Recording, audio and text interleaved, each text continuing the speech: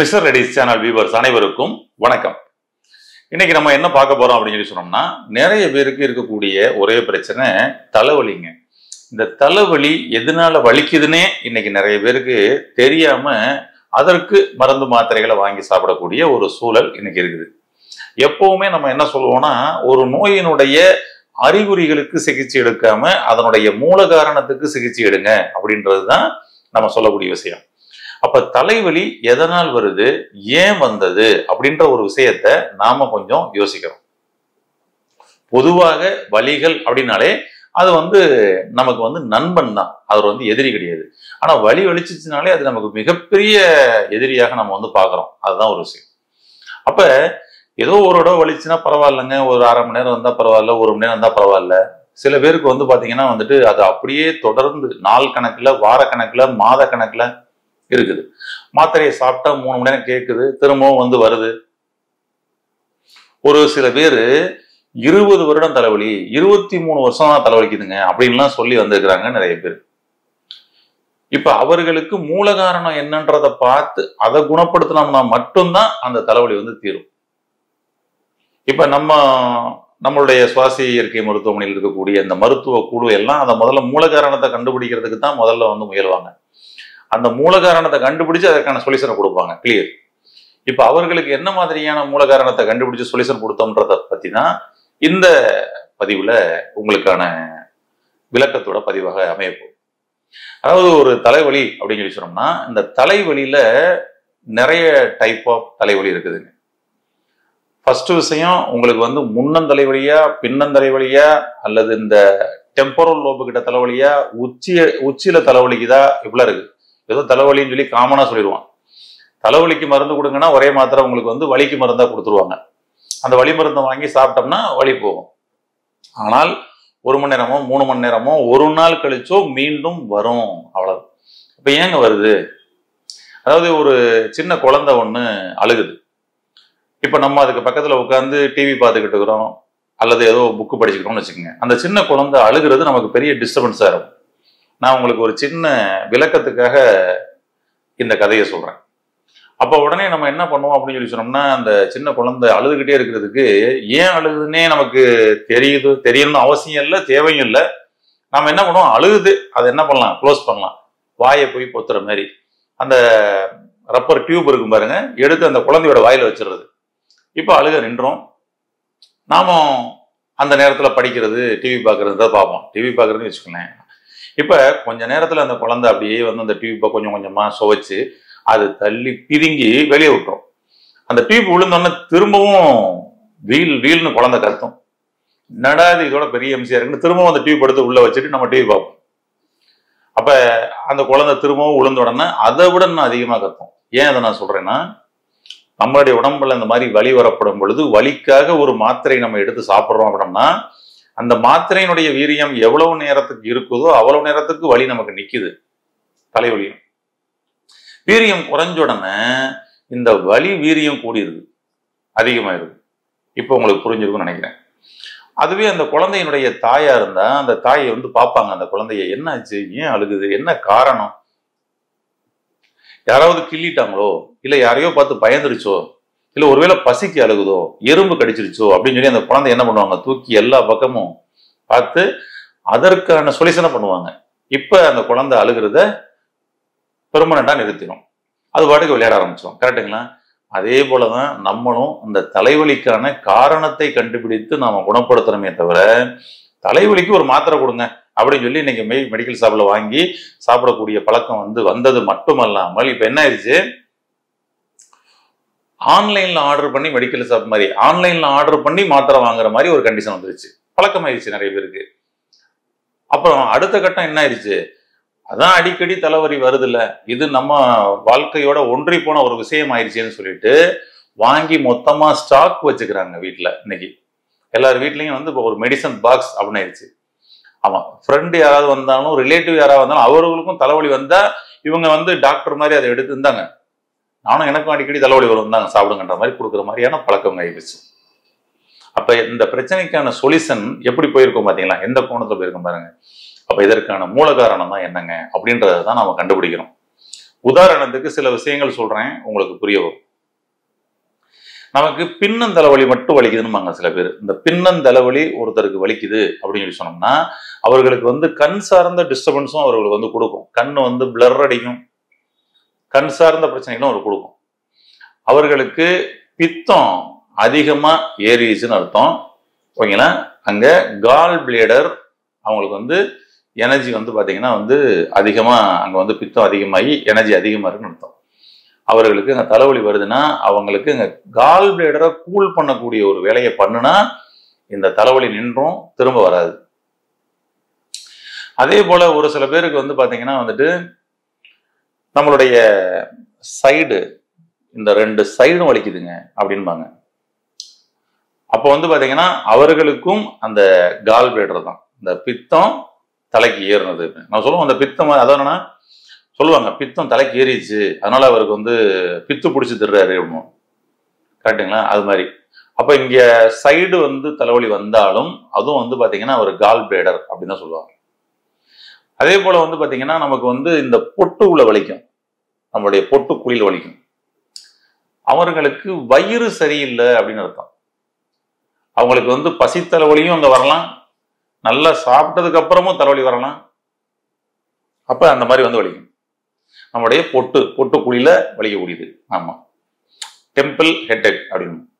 அதே போல இந்த ஃபோர் ஹெட், இந்த ஃப்ரண்ட்ல வந்து வலிக்கிறது, இதுக்கு நிறைய காரணங்கள் இருக்குதுங்க. இந்த நெத்தி போட்டுல வலிக்கிறதுல. ஆமா, ஃபர்ஸ்ட் வந்து பாத்தீங்கன்னா நீர் கோர்த்துக்குச்சுன்னா இந்த பொட்டுக்குள்ளா வலிக்கிறது, தலைப்பகுதியில நீர் கோர்க்கிறது. அதுக்கப்புறம் வந்து பாத்தீங்கன்னா உங்களுக்கு வயிறு செரிமானம் சரியில்லை அப்படின்னு சொல்லி சொன்னா வலிக்கிறது. தூக்கம் சரியில்லைன்னா வலிக்கிறது. இப்பெல்லாம் ரீசன் இருக்கு. நீங்க தூக்கத்தை சரி பண்ணணும், நல்லா தூங்கிட்டா ஆட்டோமேட்டிக்கா தலைவலி கிளியர் ஆகும். ஜீரண மண்டலத்தை சரி பண்ணிட்டோம்னா ஆட்டோமேட்டிக்கா தலைவலி கிளியர் ஆகும். ஆனா நம்ம தலைவலிக்கு ஏதாவது தைலம் இருக்குதா, தலைவலிக்கு ஏதாவது மாத்திரை இருக்கான்னு தான் நம்ம தேடிட்டு இருக்கிறோம். இந்த ஜீரண மண்டலத்தை சரி செஞ்சாகணும். சில சமயங்கள்ல யாரோ ஒருத்தர் நமக்கு பிடிக்காத ஒரு நபர் எதிர்த்தாப்புல வந்துட்டாரு, தலைவலி வந்துடும். பிடிக்காத ஒரு விசேஷத்துல போய் நிக்கிறீங்க, தலைவலி வந்துடுது. பிடிக்காத நபர் உங்ககிட்ட வந்து பேசுறாங்க, தலைவலி வந்துடுது. இதுக்கெல்லாம் என்ன மாத்திரை கேட்கும்? அந்த நபர் கிளம்பி போனோம்னா ஆட்டோமேட்டிக்கா தலைவலி போயிடும் இல்லையா? அதான் மூல காரணம், ரூட் காசஸ். அப்ப நீங்க பிடிக்காத ஒரு விஷயத்த மைண்ட்ல வச்சிருந்தீங்கன்னாலும் அந்த தலைவலி வரும். எப்ப அந்த பிடிக்காத விஷயம் மைண்ட்ல இருந்து வெளியில போகுதோ அப்பதான் தலைவலி போகும். ஆனா என்னன்னா அதை உள்ளுக்குள்ளேயே வச்சுக்கிட்டு என் தலைவலியும் போகணும்னு சொல்லி மாத்திரை சாப்பிட்டு கொடுக்கும் பாருங்க, அப்பதான் நம்ம வந்து தப்பு பண்றோம். அதுதான் ஸ்ட்ரெஸ் ஹெட்டேக் அப்படின்னும். உள்ளுக்குள்ள ஸ்ட்ரெஸ் ஏதோ ஒண்ணு, ஆனா உங்களுக்கு பிடிக்கல, அதனாலதானே உங்களுக்கு தலைவலியே கொடுத்துருக்கு. பிடிச்ச விஷயம் தலைவலி கொடுக்காதுல்ல, அவ்வளவுதான். அப்ப அந்த விஷயத்த பிடித்த விஷயமா மாத்தணும், இல்லைன்னா அதை தூக்கி போட்டு நீங்க அடுத்த விஷயத்துக்கு ஜம்ப் ஆகணும். அப்பதான் உங்களுக்கு தலைவலியில இருந்து ரெக்கவர் ஆக முடியும். அதே போல சில பேருக்கு உச்சந்தலையில வலிக்கும். ஐயோ நடு உச்சி வலிக்குதுங்க, உச்சந்தலை வலிக்குதுங்க அப்படின்னு. அவர்களுக்கு லிவர், கல்லீரலுடைய எனர்ஜி வந்து பாத்தீங்கன்னா வந்து அதிகமா இருக்கு, அதாவது அதிகப்படியான வெப்பத்துல இருக்குது அப்படின்னு அர்த்தம். அப்ப அவங்க என்ன பண்ணணும்? கல்லீரலை, லிவரை கூல் பண்ணணும். அதனால சொன்னாங்க இந்த உச்சந்தலையில எண்ணெய் தேய்ச்சு நல்லா குழி அப்படின்னு. வாரத்துல 2 நாளைக்கு எண்ணெய் தேய்ச்சி குழி. இங்க வந்து பாத்தீங்கன்னா இது வழியே பண்ணும் பொழுது அங்க லிவர் கூலிங் ஆகும் உச்சந்தலையில தேய்ச்சா. அப்ப இங்க லிவர் கூலிங் ஆச்சுன்னா ஆட்டோமேட்டிக்கா அந்த உச்சம் தலைவலின்றே வராது. இங்க இந்த வெப்ப தாக்கம் மேல ஏறினதான் அது. கல்லீரல் சூடாச்சுன்னா மேல தலை வரைக்கும் ஹீட் ஆகும். அப்ப நம்முடைய தலையில ஒவ்வொரு ஏரியாவும் வலிக்குதுன்னா அது ஒவ்வொரு உறுப்புகளினுடைய பிரச்சனைகளை சொல்ல வந்தவர் தான் அவர். அப்ப நம்ம என்ன பண்ணணும்னா அந்த உறுப்புகள்ல நம்ம எனர்ஜி கொடுக்கணும், அந்த உறுப்புகளை கூல் பண்ணணும். பண்ணோம்னா கிளியருங்க, அவ்வளவுதான். ஐயோ சைனஸ்னால எனக்கு தலைவலிக்குதுங்க, சைனஸ்னால நான் ஃபுல்லா நீர் கோர்த்துக்குச்சுங்க அப்படின்னு சொல்லிட்டு சில பேர் அப்படியே இந்த ஏரியா ஃபுல்லா கண்ணுல இங்க ஃபுல்லா இதெல்லாம் வந்து பாத்தீங்கன்னா கன்னம்பட்ட வலி அப்படின்பாங்க. அந்த கன்னம்பட்ட வலி, இந்த மூக்கு பட்ட வலி, முகத்துல வலி அப்படின்பாங்க. ஏன்னா இங்க ஃபுல்லா நீர் கோர்த்து இறங்கிறது. அது உங்களுக்கே தெரியும், அந்த இடத்துல நீர் கோர்த்துச்சு. அது வந்து ஏற்பை, அந்த ஏற்பையில போய் நீர் கோர்த்து வரக்கூடிய ஒரு வலி. சைனஸை பத்தி ரொம்ப டீட்டெயிலா ஒரு வீடியோ ஆல்ரெடி நம்ம மிஸ்டர் லேடிஸ்ல வந்து போட்டுக்கிறோம், அதற்கான சொல்யூஷனும் போட்டுக்கிறோம். நிறைய பேர் அந்த சொல்யூஷனை பயன்படுத்திட்டு ஃபீட்பேக் நிறைய கொடுத்துக்கிறாங்க. அது மாதிரி உங்களுக்கு தலைவலி இருக்குதுன்னா நீங்க அந்த வீடியோவை பார்த்து நீங்க தெரிஞ்சுக்க முடியும்.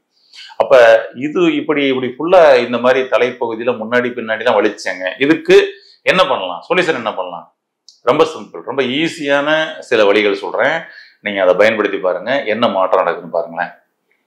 அதாவது உங்களுடைய கால் கட்டை விரல் பகுதி இருக்குல்ல, இந்த கால் கட்டை விரல் பகுதி தான் உங்களுடைய தலைப்பகுதி. அதை முதல்ல புரிஞ்சுக்கங்க. நம்மளுடைய கால் கட்டை விரல்ல நம்மளுடைய முகத்தினுடைய நரம்புகள், தலைப்பகுதியினுடைய நரம்புகள் டோட்டலா நம்மளுடைய கால் கட்டை விரல்ல தான் வந்து முடிவடையுது. அந்த வகையில் எடுத்துக்கிட்டோம்னா நம்மளுடைய கால் கட்டை விரல்ல இந்த முன்னாடி உள்ள இந்த பகுதி தான் நம்மளுடைய முன்பக்க தலை, இந்த பின்னாடி உள்ள பகுதி பின்பக்க தலை. பாத்தீங்கன்னா இந்த நெகம் இருக்கு இல்லையா, இதெல்லாம் வந்து நமக்கு வந்து இந்த ஆக்சிபிடல் போன் அப்படின்னுமோ, சரிங்களா? ஆமா. அப்ப வந்து பாத்தீங்கன்னா இந்த பகுதியில நம்ம ஒரு சின்ன வேலை பார்க்க போறோம்.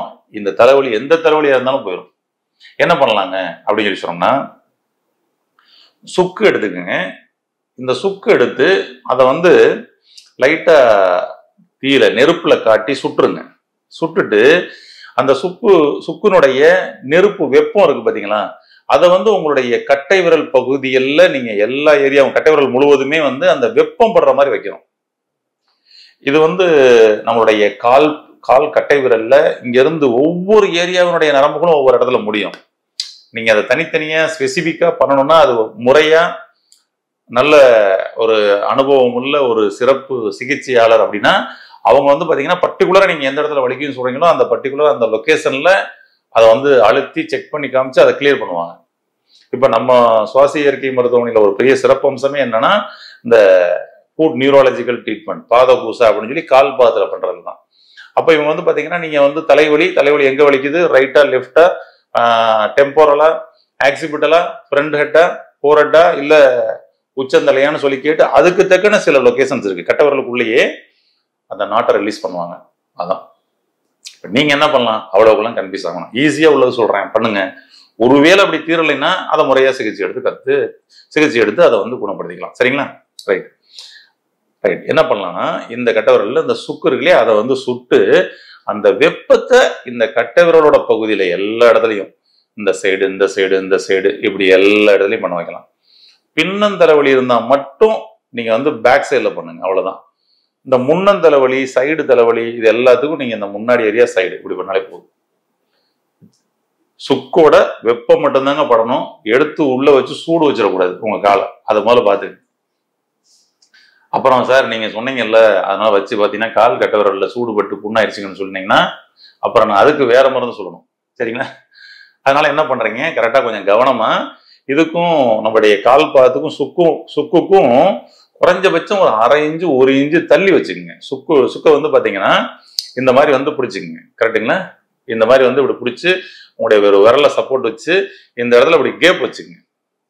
அப்ப இந்த வெப்பம் மட்டும் கரெக்டா படும். அப்ப அந்த வெப்பத்தை அந்த ஃபுல்லா படுங்க. என்ன நடக்குதுன்னு பாருங்களேன், அற்புதமா இருக்குங்க. வலிய 20 வருஷம் 25 வருஷம் வலிய கூட ஒரே நாள்ல கூட உங்களுக்கு போயிடலாம். போகலைன்னா திரும்ப அடுத்த நாள் நீங்க தாராளமா பண்ணிக்கலாம். 2 நாள்ல கேட்கலாம், 3 நாள்ல கேட்கலாம். ஒவ்வொரு நபர்களுக்கும் இது மாறுபடலாம். ஆனால் மிகப்பெரிய மேஜிக் நடக்கலாம்.